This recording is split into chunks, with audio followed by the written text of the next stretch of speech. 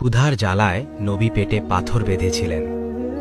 মদিনার আকাশ ভারী, সময়টা খন্দকের যুদ্ধ, চারদিক শত্রুতে ঘেরা, খাবার নেই, পানি কম, আর সাহাবীদের চোখে ক্লান্তি ও ক্ষুধার ছাপ।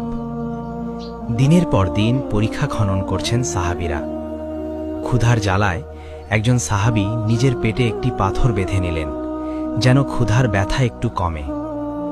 হঠাৎ তারা দেখলেন তাদের প্রিয় নবী হযরত মুহাম্মদ সাল্লাল্লাহু আলাইহি ওয়াসাল্লাম নিজেও পরীক্ষা খনন করছেন।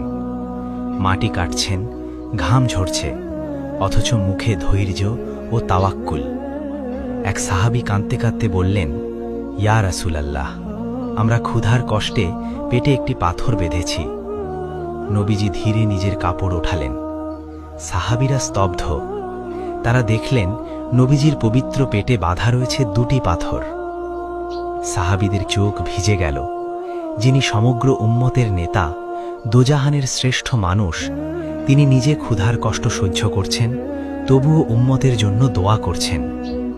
সেদিন সাহাবীরা বুঝে গেলেন, এই দুনিয়ার আরাম নয়, আল্লাহর সন্তুষ্টিই সবচেয়ে বড় সফলতা।